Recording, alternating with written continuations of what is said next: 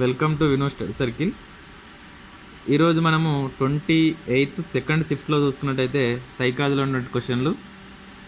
పెరుగుదల వికాసం సూత్రాల మీద ఒక క్వశ్చన్ అడిగాడండి.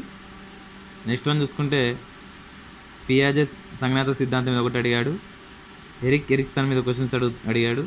ఎరిక్ ఎరిక్సన్ వచ్చేసి ఇప్పుడు వరకు జరిగిన అన్ని షిఫ్ట్లలో ఎరిక్ ఎరిక్సన్ మీద క్వశ్చన్స్ అడిగాడు.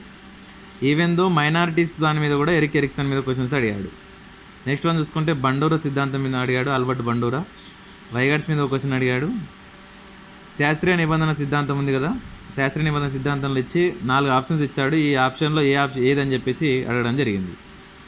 నెక్స్ట్ వన్ చూసుకుంటే కార్యక్రమిత అభ్యాసన సిద్ధాంతం అడిగాడు.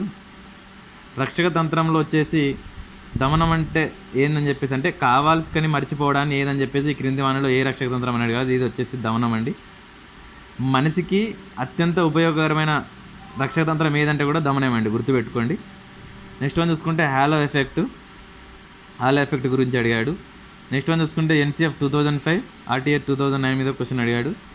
నెక్స్ట్ వన్ చూసుకుంటే మార్గదర్శకత్వం మంత్రణ మీద ఒక క్వశ్చన్ అడిగాడు. అభ్యాసన బదలాయింపు కూడా క్వశ్చన్ అడిగాడండి ఈరోజు సీజన్లో. నెక్స్ట్ వన్ చూసుకుంటే తెలుగులో క్వశ్చన్ అడిగాడు. తెలుగులో క్వశ్చన్ వచ్చేసి జగమెల్ల అని సంధి అడిగాడు. నెక్స్ట్ వన్ చూసుకుంటే నిచ్చెలు వికృతి పదం అడిగాడు. కందంలో ఆరోగణం ఏదని అడిగాడు, అది జగనం అండి. నెక్స్ట్ వన్ చూసుకుంటే దృష్టాంత శతకం అని దేనిని అంటారు అని చెప్పేసి క్వశ్చన్ అడగడం జరిగింది. నెక్స్ట్ వన్ చూసుకుంటే పసిడి బొమ్మ కథల సంపుటి నెల్లూరు కేశవరావు ఎవరికి అంకితం ఇచ్చాడని చెప్పేసి క్వశ్చన్ అడగడం జరిగింది. ఇది కొద్దిగా టఫెస్ట్ క్వశ్చనే. నెక్స్ట్ వన్ చూసుకుంటే కత్తి నానార్థాలు అడిగాడు. నెక్స్ట్ వన్ చూసుకుంటే స్కందం అర్థం అడిగాడు. మానవ జీవనంలోని సుకుమారం అని చెప్పేసి ఏ అలంకారం అని చెప్పేసి అడగడం జరిగింది. కాకతీయ పత్రిక ఎవరు రచించారని చెప్పేసి అడిగారు, ఎవరిది అని చెప్పేసి అడిగాడు. నెక్స్ట్ వన్ చూసుకుంటే శతకాలు ఎవరివి అంటే కింద శతకం ఇచ్చి కింద ఎవరు అని చెప్పేసి ఈ శతకం ఎవరిది అని చెప్పేసి అడిగాడు. నెక్స్ట్ వన్ చూసుకుంటే దాశరథి పద్యం యొక్క గద్యం యొక్క రచన విశిష్టాలని చెప్పేసి అడగడం జరిగింది.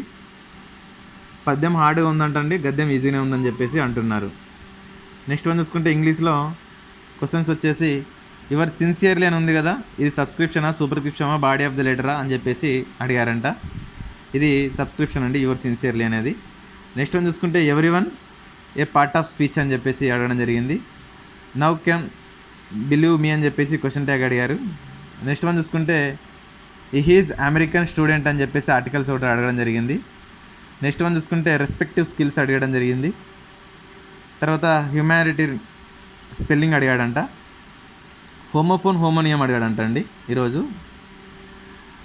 తర్వాత కొండి పుట్అవుట్ ఫ్రేజల్ వర్బు అడిగాడు. ఇది 6th క్లాస్లో ఉంటుంది సార్ ఇది. నెక్స్ట్ వన్ చూసుకుంటే ప్లూరల్ వర్డ్ అడిగాడు. విండక్టివ్ మీనింగ్ అడిగాడండి, విండక్టివ్ మీనింగ్ అడిగాడు. నెక్స్ట్ వన్ చూసుకుంటే స్పాటింగ్ ఎర్రర్స్ అడిగాడు. దాంట్లో వచ్చేసి they wants all facilities for themselves అని చెప్పేసి అడగడం జరిగింది. దీంట్లో స్పాటింగ్ ఎర్రర్స్ 1 2 3 4 ఏదని చెప్పేసి అడగడం జరిగింది. నెక్స్ట్ వన్ చూసుకుంటే లాంగ్వేజ్ ఆర్బిటరీ ఉంది కదా, దాని గురించి ఒక క్వశ్చన్ అడిగాడు. తర్వాత లాంగ్వేజ్ డిఫికల్టీస్ గురించి ఒక క్వశ్చన్ అడిగాడు. నెక్స్ట్ వన్ సోషల్లో చూసుకుంటే కాకతీయుల యొక్క ముద్రించిన నాణ్యం ఏదని చెప్పేసి అడిగాడంట. నెక్స్ట్ వన్ చూసుకుంటే BMI formula body mass index గురించి ఒక క్వశ్చన్ అడిగాడు. నెక్స్ట్ వన్ చూసుకుంటే 1946 బ్రిటిష్ సబ్ కమిటీలో 3 పేర్లు అడగడం జరిగింది. నెక్స్ట్ క్వశ్చన్ చూసుకున్నట్టయితే మనకు సోషల్లో రాజ్యాంగ గుండె ఆత్మని ఏ హక్కుని అంటారని చెప్పేసి అంటారు. దీన్ని రాజ్యాంగ పరిహార హక్కు. నెక్స్ట్ వన్ చూసుకుంటే మానవ హక్కుల దినం అడిగాడు. మార్నింగ్ యుఎన్ఓ డేస్ అడిగాడు, ఇప్పుడు మానవ హక్కుల దినం అడిగాడు. ఇంకా దినాలకు సంబంధించి ఇంకటి ఏమైనా ఉంటే చూసుకోండి. నెక్స్ట్ వన్ చూసుకుంటే పశ్చిమ కనుమలలో పుట్టే నదులు ఏవని చెప్పేసి అడగడం జరిగింది. మొట్టమొదటి జూట్ మిల్లు ఎక్కడ స్థాపించారని చెప్పేసి అడిగాడంట. మెగాలిక్ అని చెప్పేసి అర్థం అడిగాడు. ఇవి మనకు ప్రీ హిస్టరీలో ఉంటుందండి. హిస్టరీలో మెగాలిక్ అంటే ఈథోలిక్ అంటే ఏంది అని చెప్పేసి దాని గురించి ఒకసారి అర్థాలు చూసుకోండి.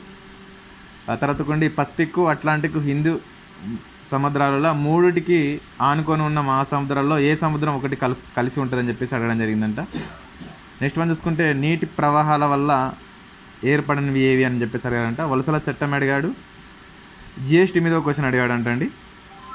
రేఖాంశాలలో ఢిల్లీ నుంచి న్యూయార్క్ అంటే వెళ్తున్నప్పుడు 4 నిమిషాలు తగ్గుతుంది, 4 నిమిషాలు పెరుగుతుంది అని చెప్పేసి ఇట్లాంటి క్వశ్చన్ ఒకటి అడగడం జరిగిందంట. నెక్స్ట్ వన్ చూసుకుంటే దుమ్ము ధూళి 75% కణాలు ఏ ఆవరణంలో ఉంటామని చెప్పేసి అడిగాడంట. అది ట్రోప్ ఆవరణం, స్ట్రాటో ఆవరణము, తర్వాత కొన్ని ఇట్లా ఉన్నాయి కదా, మీసో, ఐనో, ఎక్స్ ఆవరణం అని చెప్పేసి అలాంటివి.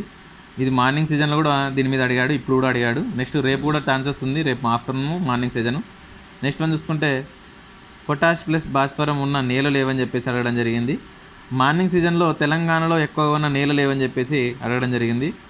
నెక్స్ట్ వన్ చూసుకుంటే బెంజమిన్ బ్లూమ్స్ వర్గీకరణ గురించి ఒక క్వశ్చన్ అడిగాడు. నెక్స్ట్ వన్ చూసుకుంటే ఉపాధ్యాయ యొక్క అర్హత పరీక్ష ఎలాంటి పరీక్ష అని చెప్పేసి అడగడం జరిగిందంట మెథడ్లో. నెక్స్ట్ వన్ చూసుకుంటే నికిషాల మీద ఒక క్వశ్చన్ అడిగాడు. పాఠ్యాంశం పూర్తయిన తర్వాత జరిగే మూల్యాంకనం ఎలాంటి మూల్యాంకనం అని చెప్పేసి అడగడం జరిగింది. నెక్స్ట్ వన్ చూసుకుంటే సహజ సామర్థ్యం మీద ఒక క్వశ్చన్ అడిగాడు. నెక్స్ట్ వన్ చూసుకుంటే ఇంగ్లీష్లో ఇంకా యాక్టివేజ్, ప్యాసివైజ్, రిపోర్టెడ్ స్పీచ్లు, సింపుల్ కాంప్లెక్స్ కాంపౌండ్ మీద ఒక క్వశ్చన్ అడిగాడంట. నెక్స్ట్ వన్ చూసుకుంటే డిగ్రీ ఆఫ్ కంపారిజన్ మీద క్వశ్చన్స్ అడిగాడు. Morning season, evening seasons 2 seasons చూసుకోండి. రేపు మార్నింగ్ సీజన్ వాళ్ళకు, రేపు ఆఫ్టర్నూన్ సీజన్ వాళ్ళకి ఏమన్నా యూజ్ అవుతుంది. ఇంకొకటి ఎస్జిటి వాళ్ళకి సంబంధించిన పేపర్ 1 సంబంధించిన క్వశ్చన్స్ కూడా చూడండి ఒకసారి. దీంట్లో క్వశ్చన్స్ ఏమన్నా మనకు అక్కడ యూజ్ అవ్వడానికి ఛాన్సెస్ ఉంటే ఉండొచ్చు. Thank you so much for everyone.